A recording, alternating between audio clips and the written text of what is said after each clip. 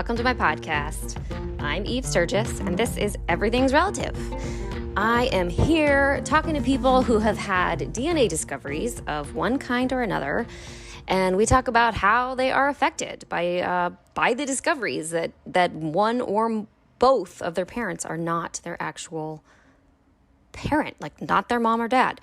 If you think this sounds unlikely, you might be surprised. How's everybody doing? We're almost to the end of August already. Today, as you listen to this, I'm not at home because I am taking Lily with my husband, Kaylin, and we are going to the college dorms. I imagine everyone across the country is sort of in the throes of like first day of school for everyone. Are your social media feeds just flooded with those photos? Monday this week was Dallas's first day of kindergarten. And so now we're headed to New York City with extra long twin sheets and a shower caddy. And that's what we'll be doing this weekend. While I am eating bagels and probably embarrassing Lily in front of her new roommates, please enjoy this conversation that I have for this episode with Kara Rubenstien, Deyerin, and Alesia Weis. These two powerhouses founded the nonprofit Right to Know.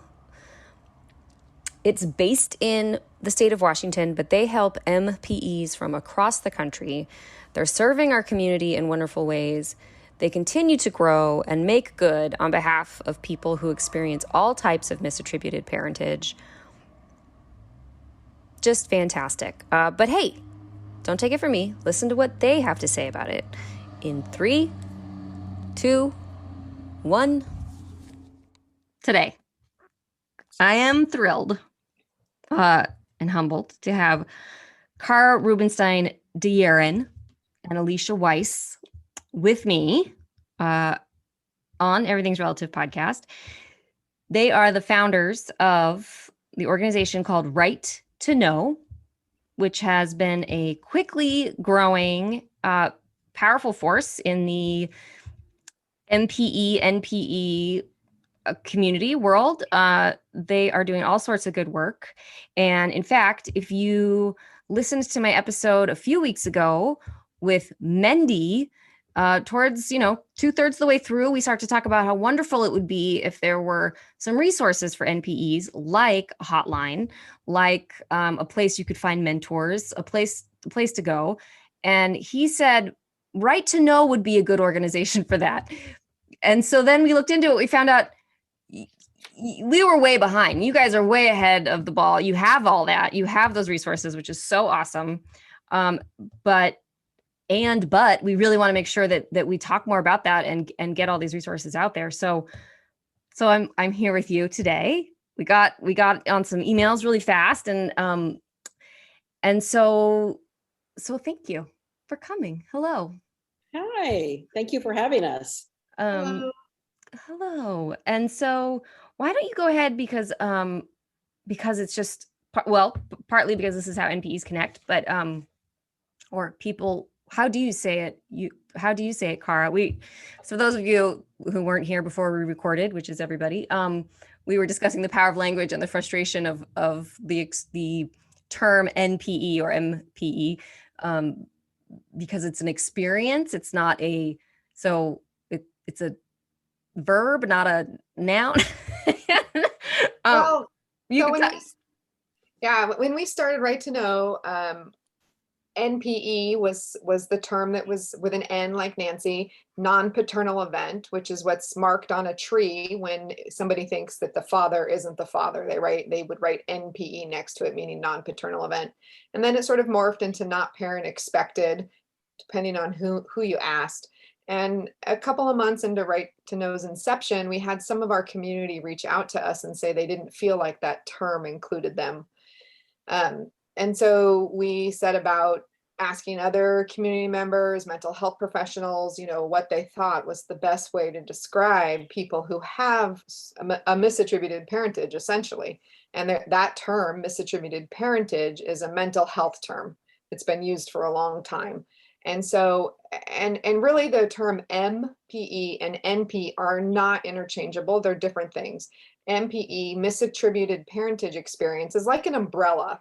and it encompasses 3 communities: the adoptee community, the assisted conception community, and the NPE community. And we like to use a Venn diagram because it really represents how there are people who identify as an NPE, not parent expected or non-paternal event, and conceived through assisted conception. There's people who just want to stay in the one bubble, and we would never presume to tell somebody how to identify. Anybody can identify however they want, but at Right to Know, we really wanted to be inclusive, and make sure that everybody who had a misattributed parentage experience, and we use the word, huh? Like a DNA discovery. Yeah, well, It's sort of sometimes it's another not always way, but like that. sometimes it's not always DNA that tells that Yeah, reveals the well, secret, so right? then there's people who know there's some biological parent out there, and they tra-la-la through their childhood, and at some point they come out of the fog, which is an adoption term, right? And they may not everybody does. Some people do, and at that point they're like, wait a minute, there's a bio family hanging out there. Who are they? And when they come to that point, I feel like they go through the same things that somebody who has a DNA surprise. Not exactly the same, obviously, but there's, searching, reunion, rejection, who am I? You start having all those same questions. So it's not always an ancestry test. It's Right. not always that mom tells you your dad's not your dad. There's so many different ways that we come to this experience. But when we all get there, we do have that spot where our experiences overlap regardless of how we got there, and that's what Right to Know addresses. Amazing. Yeah, wonderful. I obviously couldn't have said it better myself, because you just said it very articulately. So tell me, what are your stories? Tell me how you became or discovered that you were a part of this umbrella world. That's well, I will start. I am a little bit older into this story. I found out in 2014, like many others, from an over-the-counter DNA test that I was not related to the man that had raised me. It took me 4 years of sleuthing, and finally I found my bio family. I want to mention one aspect of it because I don't want to talk about everything that happened in it. But one of the things that I think about a lot about my story was I was so fortunate. My dad, when I found him, was all over the newspapers. He was a very prominent criminal defense attorney, and he also had a medical degree. So not only was he not a lawyer, he was also a doctor. But what was most interesting about him was my mother, when I finally had to, my mother's still living, talk to her like about, can you tell me anything you remember about him? She just had a tough time with it, but she says, if you ever find a picture, a canvas picture, he had a picture in his apartment of him, and then you can send that picture to me, I will be able to identify him. I thought that was just crazy, like how am I ever going to find a picture? So when I finally found my bio family through lots of DNA work from genealogists, one of the questions I asked who I knew would, when I made the phone call to my brand new half sibling, I asked him by chance, I said, my mother can help to identify my father. And he says, by what? And I said, well, would you by chance have a canvas portrait of our dad that he had in his apartment? And he goes, oh yeah, I've got that. And my dad passed away now. Okay. So he's been gone since 1989. I am like almost about to fall out of my chair. I'm like, are you serious? So literally in the middle of this phone call, he texts me a picture of this canvas portrait of my father. I text my mother, say, Mom, is this him? And she texts me back and she goes, yeah, 99%, that's him. 99%. There's a 1% chance that there was another man out there with a portrait of himself. It was just crazy. I mean, that to me, that the fact that portrait was still available. And I mean, I can't begin to explain what that was like, talking to him, making that phone call after months and months and quite frankly, 4 years. working up to that point. Everybody talks about how long it took, what they did. And of course, a lot of people get a quicker answer now because of all the people taking DNA tests. That was not the case for me. Right. My mother was an immigrant. My mother was an immigrant from Germany. So there was no matches to her either. She was the first to come to the United States. And so then there was my dad. I had found out I was 50% Jewish. My mother was not Jewish. So that left me completely only like maybe 2,000 Jewish relatives on the ancestry site. So I had nothing to go by. So when I finally got that answer 4 years later, I mean, I lived in pain.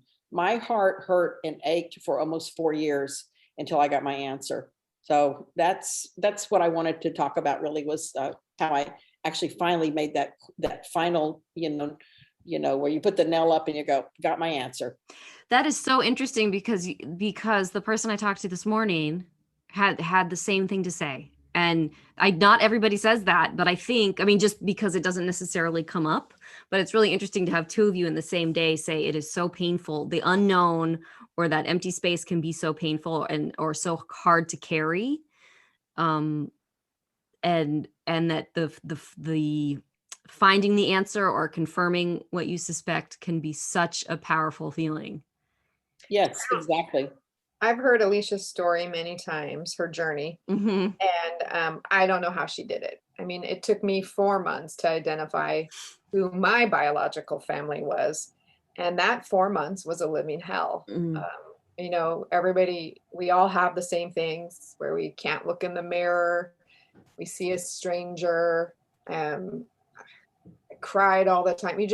You feel like you're walking on wobbly ground, and my heart goes out to everybody who doesn't have the answers that they deserve, because as we say, it right to know, it is a fundamental human right to know your genetic identity.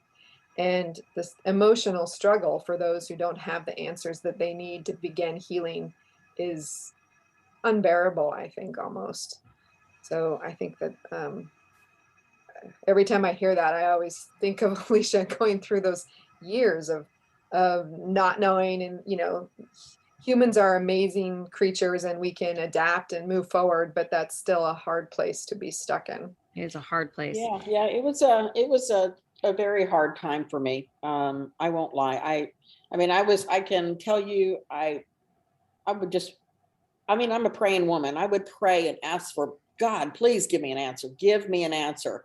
I don't know. I really thought I would never have my answer, but it's just amazing what the world did, the universe has done for me. I think it knew I probably was going to die if I didn't have that answer. And, I'm very, very grateful because we still meet some MPs out there, that people that have the same struggles we have, that do not find their answer. Most of them nowadays do, though. Most of them do. Chances are good. It's also, your story is such an interesting collision of time and technology that like the NPE, and I think I'm using it in a very general sense. So I apologize, but if the overlap is not correct, but like the NPE experience is so much about pre-technology decisions, or like pre-computer, pre-internet made decisions. And then, right. And pre-text messages and pre-cell phones, like all these decisions were made before then, but then you could solve it using contemporary technology. But then in the end, the actual confirmation comes from this painting that's very, very old, that comes from before all that. Kara should tell you her story. Both of our dads were at least 30 years older than our mothers. And he was in his early 50s. And so, it's just so interesting to me. I mean, I wish I could, I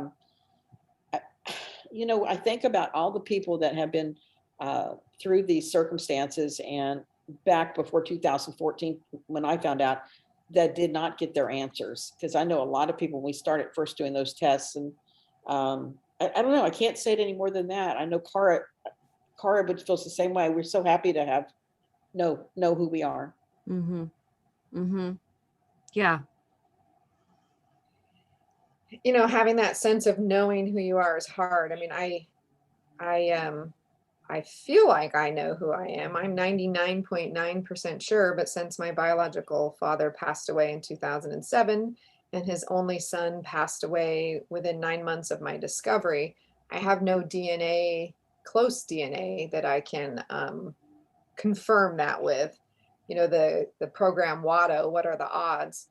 Says it's 99.9% sure that Sam Rubenstien is my father and not his son, which would make more sense. I always tell people when they're searching, I know you think you know the ages, but don't just rely on that, because I thought my half brother was my biological father because he's 10 years older than my mother. Sure, that right. So, and I look just like him too. So, it made sense to me. For me, I took a DNA test because I wanted to know where in Africa my family came from. We had traced our ancestry back to 3 slaves sold in Texas. And I wanted to take my kids to Africa. And so when I did my DNA test, I was expecting that 50% pie chart, and that's what I got, but it just didn't have the right things on it. I have 0 African DNA, so it was very obvious to me as soon as I got it that my dad couldn't be my dad. I mean, I hear stories of people who it gets more confusing when it's not quite such a big, shiny, hello, this is your new truth with your results. And I am grateful that when I called my mom, she didn't deny anything. She said, if the DNA says that, then it must be true. So I give my mom credit for having that reaction than what I've heard some mothers have. Yeah. And I discovered I'm Jewish too. So I had like 10,000 cousins because of endogamy, which did not help me find my biological family. I was trying to put all these charts and spreadsheets with these distant cousins and trying to find, it was possible until I had a closer match pop up about 3 months later. I've really wanted to ask this relation of mine, why did you decide to do this test now? Because if he hadn't, I would never have known. I would not have been able to figure it out. I don't have a very big family. A lot of my family was killed in the Holocaust, or because my biological father was 56 and my mom was 18 when I was conceived. I'm a generation skipping. So there's just not a lot of people alive. I'm not sure I would have been able to figure it out. I always think there's those little things in life that they're small things, but they make such a huge difference. But my family rejected me. I've never talked to him. So I would love to ask that question, why he decided to do that. And I found out I'm half Jewish, like Alesia. And so I've spent the last 3 years trying to rebuild my sense of identity. Since I've lost that, I've lost my ethnicity, and my family, because part of my raising family also rejected me. I'm grateful again that my mom said, yep, it's got to be, I'll support you. Although it makes her uncomfortable to talk about it, she will. And the man on my birth certificate, he was not the nicest man growing up. He was a heroin addict. He was not a father. And we really didn't get to know each other until our late 20s. But the last few years of his life, he was very supportive of my DNA discovery. And that's actually where the name comes from. Every time I'd go see him, I was caring for him as he was passing, as he was dying. And I'd go see him and he'd say, baby, you have a right to know your identity. Have you found anything out? And he'd be like, you have a right to know. And in all of my rejection and discouragement, he was there sort of as my cheerleader. That's amazing. Yeah, That's it was awesome. an interesting space for me because he had never been that person in my life, and it had always been my mother. And so that's where Right to Know comes from, the name of Right to Know. When I first met Kara, which was, you'll have to tell me, 2018, right, Kara? I had already known for quite a while. I mean, I found out in 14, and then I found my family in 17, but I had already had a lot of time to process what was going on. Kara is a different person now.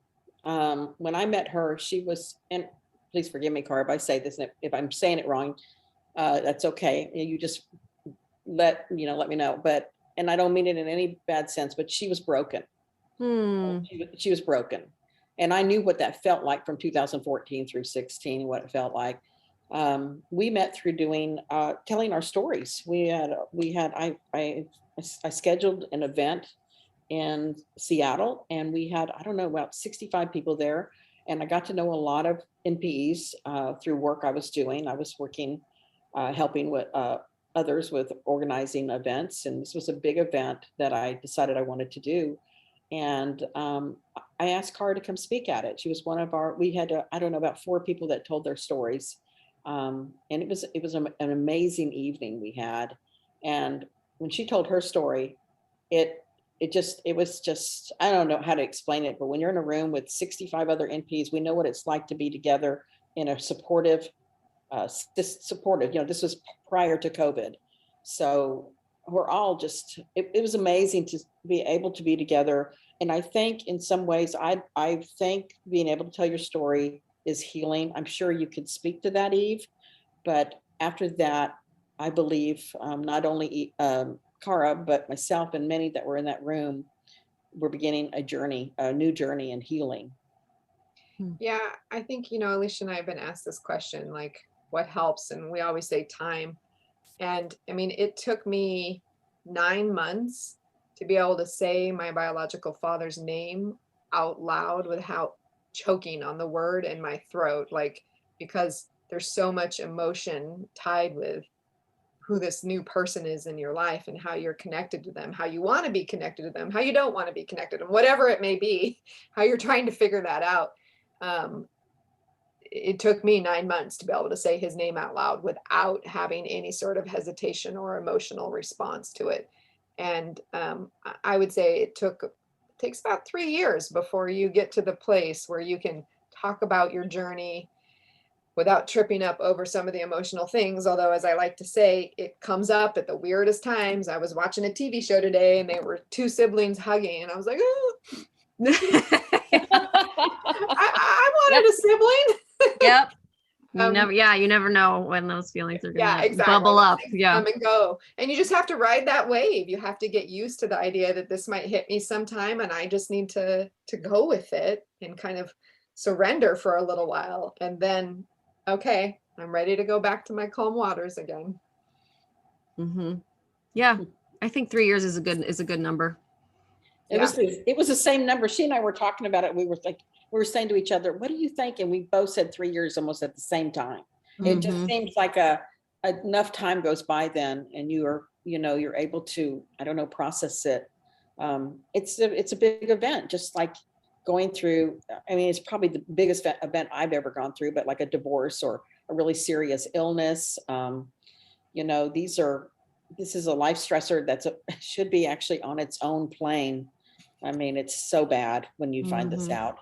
So after we did this, she asked me to speak there. I got invited to do an interview with a local TV station on DNA surprises. And I wanted to make sure we had a good representation in that interview. So we invited somebody we knew who was conceived through assisted conception and someone who was adopted. And we all went to dinner afterwards, and it was there that we were talking about, gosh, we need somebody to talk to. And I'm very much interested in changing my birth certificate, which is something we can talk about later too, if you want. And I was looking at the laws in Washington State about that. I'm a non-practicing attorney. And I was reading about those conceived with assisted conception. It says right in we have the most modern family law in Washington State. And it says that they're not allowed to ever have their gamete provider on their birth certificate, period. And I just thought, wow, that's a second-class citizenship right there. They've been delegated. They have no rights. That's not fair. And as we talked more at dinner, we realized we needed an organization that could advocate for people with misattributed parentage experiences, because we need help. We need help mentally. We need help finding our family. We need help changing the laws so the next generation has access to their genetic identity. There's so many aspects of how we can help each other. And so that's how Right to Know was created. It was an amazing when we were working on, I mean, when I look back on that, it doesn't even seem like it was that long ago.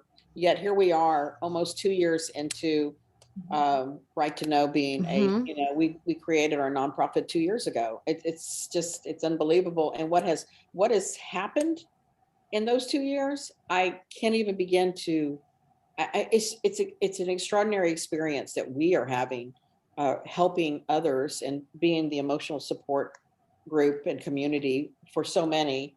I'm so grateful there are many out there, and because we need to be able to have a place where we can go to and speak freely. It's comforting when we talk to people that are going through the same problems we are. It's good to have their friendship. Um, it's a rich experience. It's not where none of us want to. Most of us do not want to be here in this situation, but it's such a rich and experience to be with others that are going through our same stories. So we have a hotline number, 323 talk MPE. And that's where we have people, and we send people there to call us, like if you just have a discovery. But as we said in the beginning, it's not just about that, and the breadth of of misattributed parentage and all the different people that this covers. We get phone calls from family, biological Mhm. family. It's not just the person who has the DNA surprise. Um, so it's a variety of people who reach out to us. Some of are very fresh in their news, and some of them have been at it for a few years, and they're looking. We can pair somebody with a mentor, so we'll talk to them and find out what their experience is like. If they were conceived through assisted conception through a gamete provider like a sperm person, then we will find somebody who's gone through that process and can be there to listen to them and guide them for a little while. If they need help finding their biological family, we can help with that too. We can also help. We have a list of licensed therapists who have experience helping people with misattributed parentage. And if we don't have somebody on that list, we will find somebody in that person's state to make sure they can have access to licensed therapy, because that's so important. I saw a therapist. Alicia saw a therapist. We need help in processing this huge thing, this huge experience. And again, we were talking about event versus experience. An event happens to you, whereas an experience is something you're going to continue to deal with. And that's why we like the Mhm. word experience, because we do continue to deal with this for the rest of our lives. And we need the tools to be able to do that. So a licensed therapist is a great place to start with that. Eve, I want to tell you a little bit about our mentors. About 7 or 8 months ago, when we began the mentorship, we decided to have a class for folks that would be interested. Most of our mentors are professionals, nurses, RNs, LPNs. We have some social workers. We have care providers. We have people, and they're all MPEs. They are all living with MPE, so they get it. And so when we get those calls, we know we're setting them up with somebody that we've done training. We've actually done training, and we're going to do another training session probably within the next month and a half to 2 months, because we're getting more and more phone calls and people needing help. I'm really proud of what when I what I do is I reach out to those mentors after they've been in discussion and talking to people. I say, "How's it going?" And I have heard it's been so beautiful what has happened. I hear it from the side of the person getting this mentorship, and then the mentee and the mentor, both sides. And I make sure that the relationship is doing what it's supposed to do. And we always work the end deal for each person is that if they want a therapist, we're going to find them a therapist in their state. That's the end deal, because a mentor is not a therapist. They're not a licensed therapist. And Eve, that's probably for us the most vital thing that we want to make sure that people get, that they understand at the end of the day, that's who they need to go to get in a deeper healing.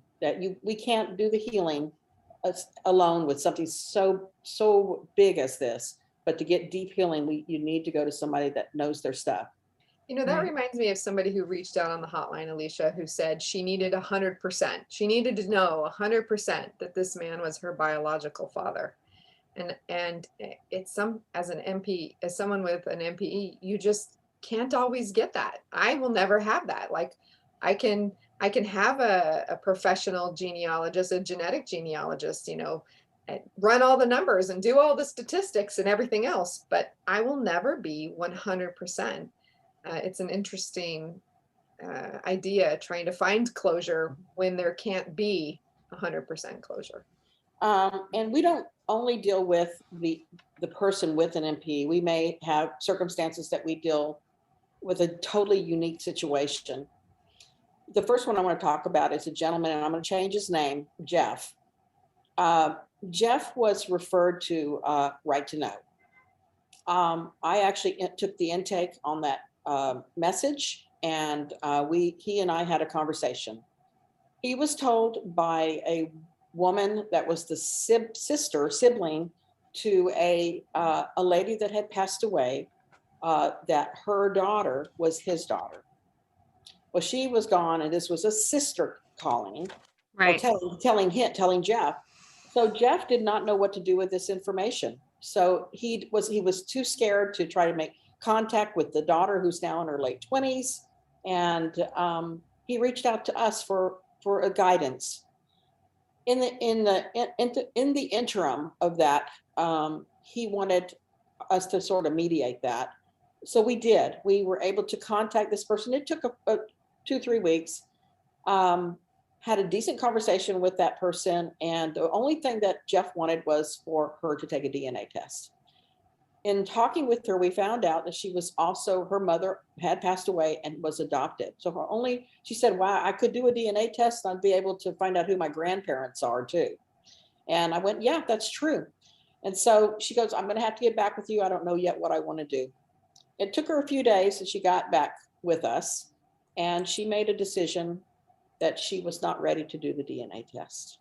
It was heartbreaking for Jeff, but he did all he could do. He's now at peace, even though he didn't get the answer he wanted for her to take the test now. He's at peace because he was in a mental state of like, I need to know if this is my daughter. I need to know this answer. And when he realized that she wasn't ready for that, then he was able to say, okay, I did what I needed to do and I can go on. So that's the tough one. I just didn't breathe through that entire story. Yeah. Wow. And she may change her mind later. Right. She may decide. It's still happening. Right. It's still years or happening. 5 Like you were saying, the experience is still Yeah. going on. It's still I guess happening. Yeah. The point I'm trying to make with this, Eve, is that Right to Know is starting not only to help the children, us grown children out, but we're also people are hearing about us from other parts of everywhere across the country needing help. Another call that we received was a woman who had reached out to us before, had a brand new match, and it was a half sibling. And I actually took that call too. And in that particular circumstance, she was so frightened. Her mother had died during COVID. Her mother was 94 years old. It was showing up on her mother's side, and she didn't know what to do. So she also asked for some mediation. And the good news in this story was the family had decided to do a memorial for the mother. And when we were able to get the two of these together, it was an older son that had been born that she had never told any of her other family. And this older son thought his mother was gone all these years. And she lived up to last year, and she was in her 90s. He's in his early 70s. Wow. Well, we were able to, she wanted to meet him, and he wanted to meet her. And so when they met over a telephone call, he found out he had 9 sisters and brothers. And he found out that that she had passed, obviously, but they were having a memorial for her and that he was invited to it. That happened this past weekend, and they all got to meet their brand new brother, who's the oldest brother of the family. The oldest, right? And it was an emotional, I can't even begin to tell you. He has 2 beautiful daughters. They all drove with his wife, really about 1,000 miles to get to this memorial and meet all this family for the very first time. So we never know what the story's going to do and what DNA is going to bring out, and how people when it's raw and just right near to your heart, sometimes you need others people to help you get through that. Yeah, I think what the thing in common between so many of these is the overwhelm, right? Like people, they come to you overwhelmed, and when we are overwhelmed, it is so helpful to have someone say, I know what to do. Here's some steps. Here's a step by, even if the next step is, we're going to take 24 hours, you're going to drink some water, we're going to breathe, like this is going to be okay. That might be the next step for you. But to just, I think we as people, humans, get so being overwhelmed or flooded, which kind of is the trauma in itself. It's so debilitating, right? And guidance is exactly the thing. And the reverberations of such a discovery or learning about these different sort of parentage experiences, it just affects so many different aspects. And I think people forget about that too. It is the offspring. We struggle too, but there is the family that raised you. And then there's the biological family that you're reaching out to. And it's not always that close. I mean, one of the people who reached out to us, she didn't have a misattributed parentage, but she learned that her deceased father had a misattributed parentage. And so she was struggling with that and what that meant to her, and so these things just can occur in any, was it 6 degrees of separation, right? There's so many different ways that trauma or that feeling of being overwhelmed can happen from all the different players in this incredibly complex situation. Incredibly complex. Underappreciated how complex. A lot of the phone calls lead to lots of legal questions and people needing help with just the genetics, genealogy, finding phone numbers.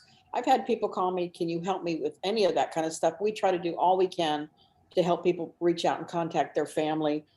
Some of the questions that come in are we do have a legislative portion, as you know, that we try to ask you about that. Yeah. And some of those are like legal questions about, I really want to change my birth certificate, or I want to change my children's, or whatever. They want to do something that I cannot help them with. And so I'll lead them to Kara to talk to, she'll talk to them and give them the guidance they need. We can give them information. We can, we do what we can. And I think, Kara, you can speak to that about what we've done.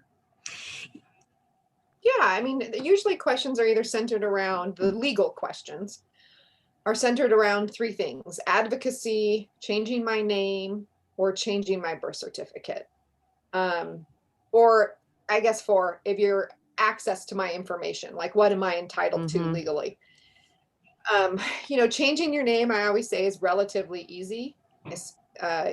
You can change your name, and once you change your name, you can change your name on your birth certificate. I do know sometimes in the South, if you're male, it can be hard to change your last name because men aren't supposed to do that, and you're supposed to have the family line. But if you're saying you're changing your name because you want to have your true family line, there seems to be success with that. It's usually under $300.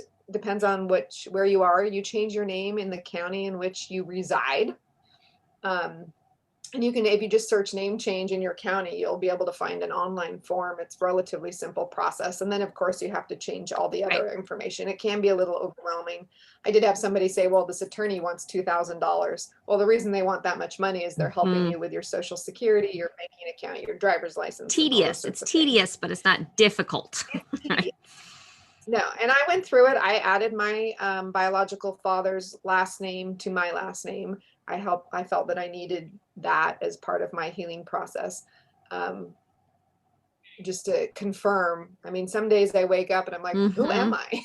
And so I need that for me personally, but everybody has their own path to healing. Then the birth certificate is a really complicated question. For so many reasons, for all of us. I think the answer is no. If you're generally, it's almost impossible, regardless which community you're coming from your misattributed parentage experience, adopted, assisted conception, or a non-paternal event. There was a woman in Texas. She was able to change her birth certificate relatively easily. If every party is still alive and they all agree.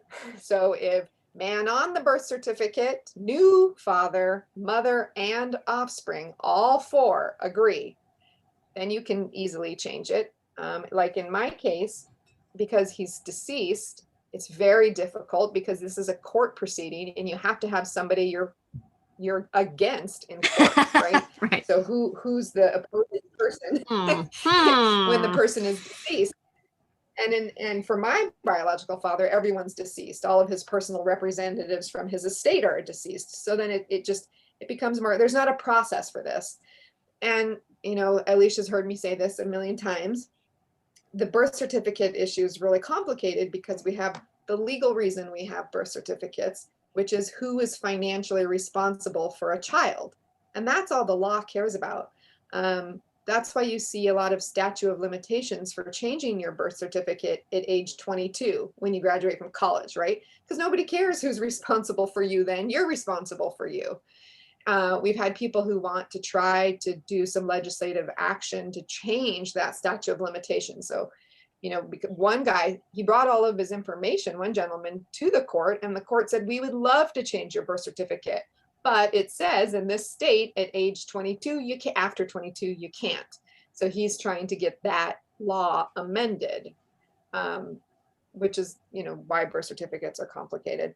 And then, do I have legal access to my information? And unfortunately, right now, the answer to that is no. You have no legal right to that information. I was surprised. We do webinars. So each month we do an educational webinar on various topics associated with misattributed parentage. And Alesia organized this great one on genetic counselors and what they do.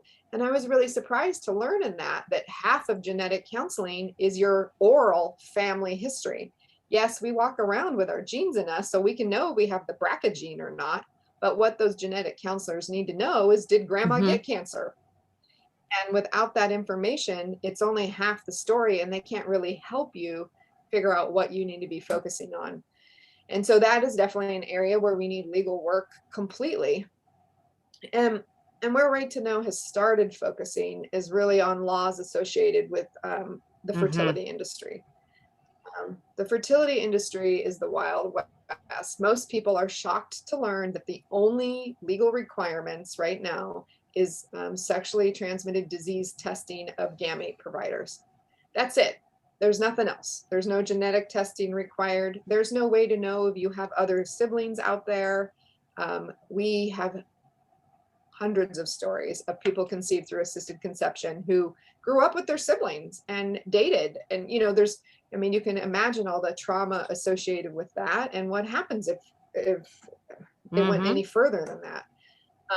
And then the problem really in the industry is since there's no regulation, fertility industry, the companies are out to make money and they're cutting corners. And so people are affected by we're making humans, right? So cutting that corner is an issue. We just had a lady reach out on the hotline who I talked to.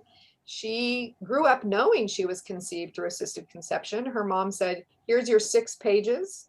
When she got older, she grew up with age appropriate information, but as she got older, her mom said, here's the 6 pages I have on your gamete provider. He was French and Italian. And so she grew up knowing that, and she came out of the fog at 19 and thought, I want to know more about my biological father. So she did a DNA test, and bam, she's half Jewish.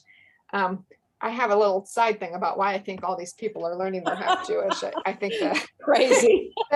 The Jewish men were in medical school at a higher rate at that time, and they were asked to donate, and there isn't really any religious reason why they couldn't or shouldn't. So I think there was a higher propensity for Jewish men to be providing sperm at that time, because they did solicit from medical students. But so she went on, there's a private registry, which some people don't like, where you can put in your, for a fee, you can put in your gamete provider's number and the clinic and see if you have any siblings. And she found 3 other siblings with her gamete provider's number. I'm just going to say 9,000. And all of them tested, and none of them were Italian. None of them were and French. Italian or French. They were all from this Jewish gentleman who was donor 8,000, and they reached out to all the siblings of donor 8,000. They are all half siblings. And, the question is, did the clinic intentionally do that because they thought maybe somebody wouldn't want a Jewish donor, so they made up a fake profile? I don't know. And I never thought about that, Kara. Wow. Well, Yeah. I actually think that's what happened, and we have cases where a heterosexual couple will go in because they're having fertility problems, and the man will provide sperm for his wife. And then, fast forward, and there's some random children out there because the fertility clinic parsed up that sperm provision. The wife got pregnant, but they also used the rest without that would be so consent. Wild to discover as an adult. I just can't even imagine. So regulation is so needed in this area. And Right to Know is building relationships with these legislators as we go. We're proposing fertility fraud legislation in a number of states, and we have a broad definition of fraud. Many people know about the cases where the fertility doctors use their own sperm, which is horrific. And it is an issue that it doesn't matter your race, ethnicity, socioeconomic background, Democrat, Republican, everyone goes gross. But we need to harness that gross and try to get these other cases of fraud made illegal as well, and make it easy for there to be civil causes of action, so there can be some big awards to hopefully whack the fertility industry a little bit into better regulating themselves. It's very hard to pass legislation on the fertility industry because they have such big lobbyists. There was an effort in Florida to actually include some regulation as part of the fertility fraud legislation, and it totally got gutted before it was the fertility lobbyists. That is a club I never thought about. Tobacco, guns, ultimately sperm. Fertility. Yeah, that's right, Eve. That is right. And for me, ultimately, I want to get to a point, and this is like my 5-10-year goal. It's a long-term goal where we have a long form birth certificate that has genetic mother, genetic father, parent 1, 2, 3, 4, whoever's legally responsible, and surrogate. And that you have access to that when you turn 18, period. However you were created. One of the things, and I think that's really vital, and you touched on this with the lobbyists, we are grassroots. What we do is one-on-one conversations with folks that have been impacted by this. They wake up, they've done a fun DNA test, and they find out this unbelievable story that they are donor conceived. They look at their matches, and all of a sudden they're just in shock. They're like, they have 25 half siblings. And it's like, how do you make sense of all that? And then the rage and the anger comes. And we are speaking to people that have dealt with that and the emotions involved with that. We take a lot of time with them, and we ask them, help us out. We need to talk with your political people. You need to help us make those calls. And we have had several, positive turnouts with that, with the people that have reached out to us. And it's going to be, as Kara said, a long road, but I'm really excited for the next couple of years because I think we're going to see some real change. I think so too. I think everyone just has to realize it takes time. They refer to lawmaking as sausage making, and there's a reason for that. Yeah, well, and I actually think, I've known, I remember when you, I don't know, I don't even think it was in like a formal announcement, but I remember when Right to Know was being formed or had been formed. And it feels like even since then, you've made impact. Like the dents are being made. When I talk to people conceived through assisted conception, there's a lot of feeling of aloneness and disheartenedness, and nobody understands. But I want to explain to them that every time we reach out to a legislator and talk to them, they're shocked that this occurs. Education is so key, and they want to do more. They want to pass fertility fraud legislation, but they want more too. when they find out about these things that are occurring, that they had no idea, that there isn't a limit on the number of live births in the United States, or there isn't a sibling registry, or there isn't a way to access your genetic identity. And so I know a lot of them tell me, when I say the legislators are there, they want to come and do this, it raises their spirits a little bit, because hearing that, yes, once people are made aware of these things, they want to do it. They want to make sure that we do it right. Right. There's a difference between indifference and ignorance, right? People just don't know.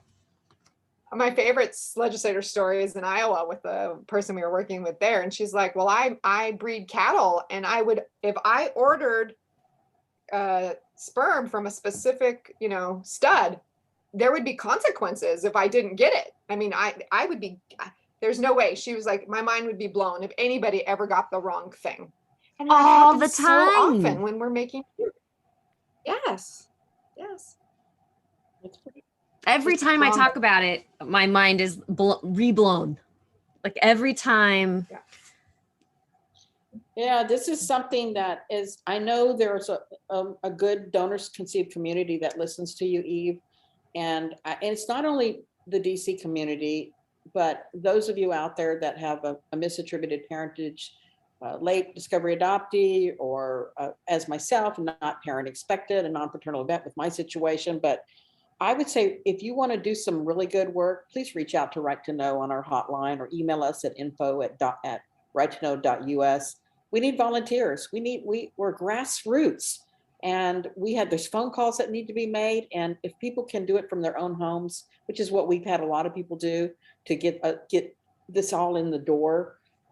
We're talking about we got many states that we need to talk with, and we're just beginning to open those doors. We've even had our bills have been getting introduced in these states, but it takes a very long time. You have a lot of people you have to talk to. I have people wanting us to be in other states. I'm like, I don't know. We have enough volunteers to go beyond that.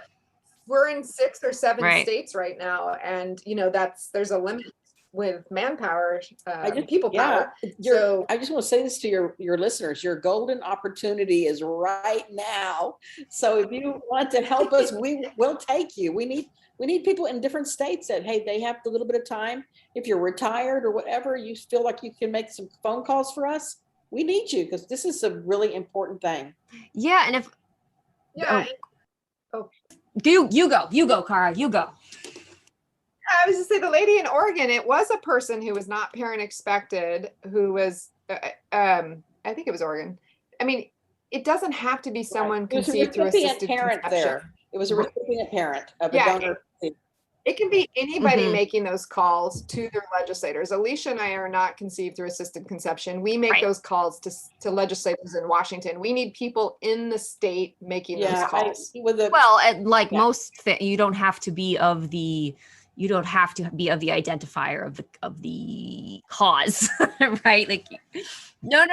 You don't. No. I was just gonna pitch, throw another layer on there, just for volunteering, in some way, and or connecting with Right to Know, however you do, just in the healing power of being of service can feel so good. That's true. Right. And I really think there's something to be said about there is a healing power to being of service and connecting with people in a way, and feeling like you've got a purpose to it. Yeah, we say turning your pain into there we power. go. Yeah, and I think for those who people feel a lot of fulfillment, who are mentors, if anybody wants to volunteer to do that, reach out. And making a phone call or sending an email, it feels good to know that you're, at least it gives you a little sense of power to know that you can do something, and you can try to make a difference. And every little thing makes a difference in somebody's life. I want to get back to our mentorship, our buddy network. To me, that has been so extraordinarily rich. And when we set that up several months ago, I never knew that what was going to happen with it, but I guess I did. I knew what the power of the human spirit is, but it brings like just tears to my eyes from some of the stories I've heard where people have, spoken. I mean, these are not my stories. These are stories between other people that are helping us to help others heal. And that is where the change comes. That's the most powerful thing, what human beings can do for other people to help each other out. But we don't have, if you want to have somebody that gets it, talk to somebody that knows the walk, has been doing this walk. Mm-hmm. I can only speak from experience of how intense the isolation feels in when you're in the middle of the whatever you want to call it, the discovery, the revelation, the information. To me, the isolation was profound. Well, you said overwhelming, and I think that's so apropos, that overwhelming time period where that isolation. And I mean, that's the thing. We want everybody to know they are not alone. What they're feeling is not unusual. We all have those feelings, and you are not alone. I mean, we also do a community and connection event for free with a licensed therapist each month for about an hour and a half, where there's a certain topic we'll talk about where people can come on and share their experiences and how they're feeling with the guidance of a licensed therapist. And I've really been humbled by listening to that. And even after 3 years, when I go, I'm still processing and learning.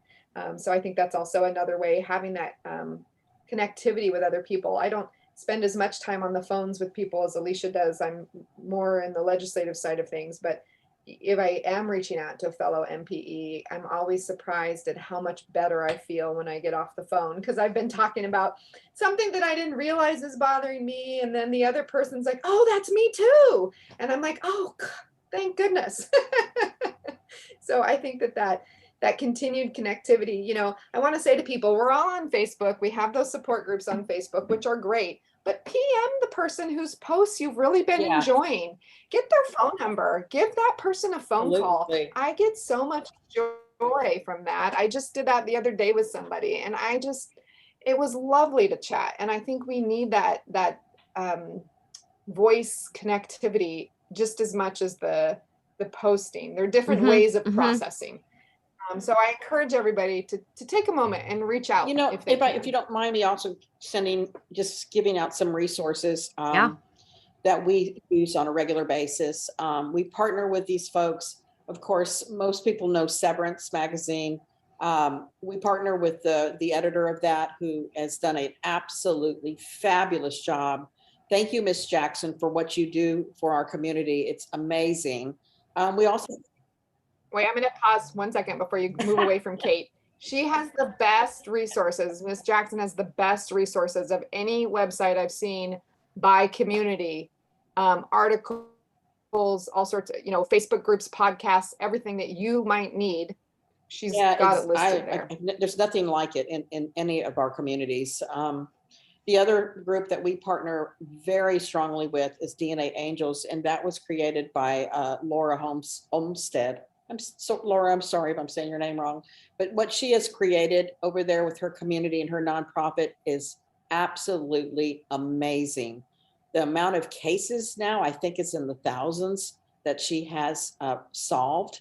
And we have made phone calls to her when we've had a referral to us, and we set somebody up with one of her angels, and I'll get a call back like in 24, 48 hours later, like the case is solved. And I'm like, what?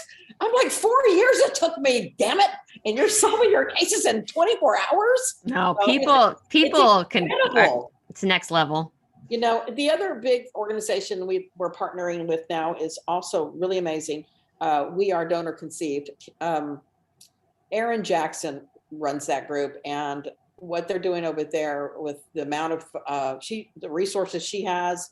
She's an amazing speaker. I heard her speak at NYU. Erin is she's a force to be reckoned with in the donor conceived community. And a new partner that we've actually got, which I'm really excited about, is Marcy Marcy Knightley. Am I saying her name right? Over Marcy Keithley, I think. I don't know if I'm saying her name right, but she's with the National Association of Adoptees and Parents.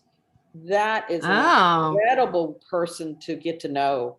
We have a lot to learn from the, and we are learning from the adoption community. What I have gotten from them is they are so excited that we've come along, because they have not been able to move legislation, do some of the things that they've been wanting to do for 20, 30 years, and they've seen what we're doing, and they are so super excited. And it's so exciting to have somebody like Marcy. We have a wonderful mental health panel too, that we have folks there that are also late discovery adoptees and NPEs too. You know, they had this double identification that they go by. So it's unbelievable. I mean, we're all really need to be community, work together, and make sure that we have each other's back. Yeah, united, our voices are much stronger. And I will say the Marcy's group has an amazing happy hour on Fridays that is fun to attend. They have different speakers every Friday, and some of them are phenomenal on their different areas, you know, across the spectrum that we can all learn from.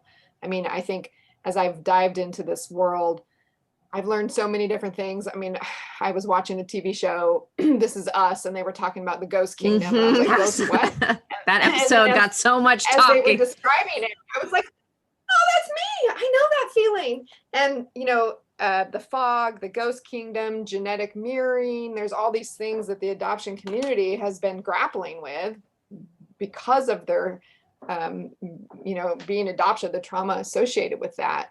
And so they have trailblazed for us, and we are so excited to be partnering with NAP and with We Are Donor Conceived, because Alesia and I firmly believe that we need to be united as a community.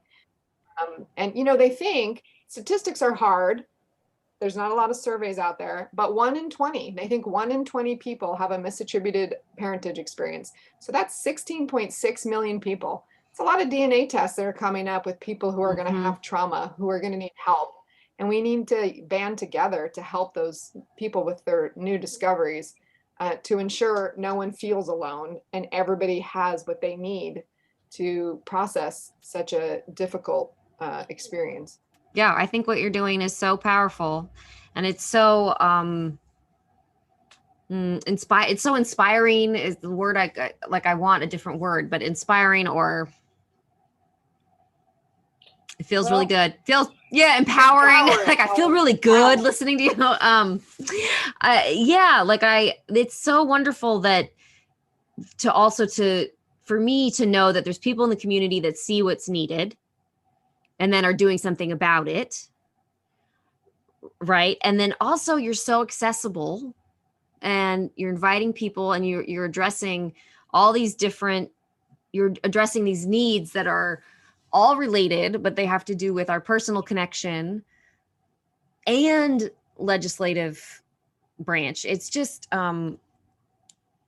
it almost sounds too big, but you're managing to do it with grace. And, it is so cool. We're so lucky to have you. Well, thank you. It's daunting. That's why we probably are plugging the need for volunteers, because we're just human. I'm going to say it because you're not, we also need donations too. Yeah, donations. We're not good at that. We're really suck at asking for money, but you know, all this stuff. Yeah, you know what? Yeah. If we could make a little bit of money and be able to hire somebody, that would be pretty amazing to help us with all there's so much. Even just the fees. I mean, just running telephones and websites and just all of that stuff. There's fees associated with everything. So, and so far through, you know, we have one lady, she donates to us $10 a month, and I love it. I mean, that's, you know, it's what she can do. And every time I see her $10 donation come in, it warms my heart, because yeah, she's doing what she can do. We've had big donations too. And everything is amazing. And we have been run thus far on donations, although we are a semi-finalist for a grant with BECU's People Helping People grant. And so that could help if we move down that process. We'll know in October about that. So yeah, we can always use donations, and Alesia and I are trying to get better at remembering to, Eve, I that. don't know, when you go see a therapist, it's expensive. We all know that. But when we take phone calls in and we intake and do the work involved with that, that is expensive too. It's Absolutely. a lot of time is expensive. And I hope those out there that can give to our nonprofit will consider us, because I think we're doing some really extraordinary work, and we're talking about results. We're seeing the results. Mm-hmm. Mm-hmm. Well, I think we see the results every day with somebody who's just thrilled to have had somebody to talk to, thrilled to find their biological father, thrilled to get an answer, even if it's not the answer that they wanted, thrilled to have a direction or a path to follow. And we hope to bring all this together with a summit next year with the organizations that we partner with. We're planning that, so everybody should stay tuned. We will announce when we have dates and where in the United States we're going to do it. But we are going to do it next year, and it should be amazing place to share and learn together. Cool. I want to come. I hope you do, because I have some plans for you too. Okay, cool. Let me know where to be. That sounds so fun. Yeah, this has just been so wonderful. So I'm going to put all the information up, of course, on Everything's Relative podcasts, social media. I'm going to make sure it's up there, but I just want to repeat. And of course I will also record an intro and an outro to this, but we want to really emphasize to encourage people to go to righttoknow.us. And that is where all the information will be. And you are available as mentors. And you are trying to help people connect. It's like community, mental health, and legislation, right? Those are sort of your three pillars. And it's just so awesome. And you were talking about feeling better when you connect with someone on the phone, and how the Facebook, most of the support groups are through Facebook. Support groups are great, and they do feel good. And that is one level of healing. But I have to say that every time I connect with people, the podcast provides this like platform for me to do it. But right now, I can't, like, the feeling I have in my body, there's just nothing like it. And it's something, it's a little bit of joy, and it's a little bit of peace, and it's a little bit of healing. Like, it's all these feelings that I only get when I talk with people. So I think it helps us to get control of what we're dealing with, because when we're only with only ourselves, we're not in control as much. But when we hear ourselves as a community, it gives us a little bit of, you're looking at somebody that looks different than you, but you're looking at the mirror at somebody else that's going through the same thing. And then it's like, hey, they're making it, I'm going to make it. Yeah, absolutely. Well, thank you so much. This was really, I'm like exhausted because I was exhausted from feeling so good. Thank you again to Alesia and Kara for spending some time with me. Thank you, ladies, for being willing to step up and take action where action is needed for all of us who need support as NPEs, as late discovery adoptees, as donor-conceived individuals, and all the people affected by the twisting and shocking natures of our discovery. Please, everyone listening today, please go to righttoknow.us for all the things about them. That's where you will find the hotline to be connected with a listener and a mentor. It's where you can get news about events, and it's also where you can find out about volunteering in myriad ways. And of course, it's also where you can find links to donate. They are a 501c nonprofit organization, which means you can write your donation off, and who doesn't love a tax write-off? If you're looking for all sorts of ways to get rid of all your money, you can also support this podcast by going to our Patreon. You can also support us by making sure you're subscribed, giving this podcast a review on whichever platform you listen to. Follow me on social media at Everything's Relative Podcast. And if you have a story to tell, a comment or a question, a concern, a joke, send me a note. My email is eve@everythingsrelativepodcast.com. I'll be back soon. In the meantime, have a nice weekend. Wear your life jacket. Push your chair in when you leave the table. Please say excuse me when you burp. I'm Eve Sturgis, and this is Everything's Relative. Bye-bye. Everything's Relative with Eve Sturgis is produced by Kaylin Egan and Eve Sturgis. Eve is a licensed therapist in the state of California, but conversations on this podcast are not therapy sessions. This podcast is edited by Stephanie DeLon-Zick, the logo design is by Ivy McNally, and the music is used with permission by Goodbye the Band.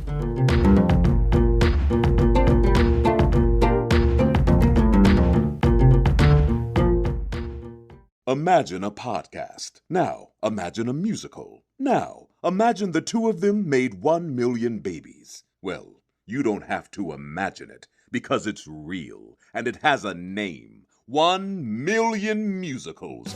Each month, we bring you a brand new, original podcast musical featuring talent from across Broadway, films, and TV. You'll hear tales of spooky ghosts, Wild West shootouts, adventures on the high seas, and much, much more. 1 million musicals. Only a few 100,000 to go. A Campfire Media podcast. Campfire.